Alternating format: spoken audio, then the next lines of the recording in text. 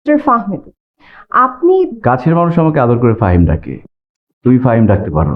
Excuse me, first of all আমি আপনার কাছের কোনো মানুষ। সেকেন্ডলি আপনি আমাকে তুমি করে বলছেন কেন? বিয়ে করতে এসেছি, আর কত কাছের হওয়া লাগবে? আর হবু বউকে তুমি করে বলাই ভালো। আপনার সঙ্গে যে আমার বিয়ে হবে এটার কোনো গ্যারান্টি আছে? তুমি যে আমার বউ হবা না তার কোনো গ্যারান্টি আছে?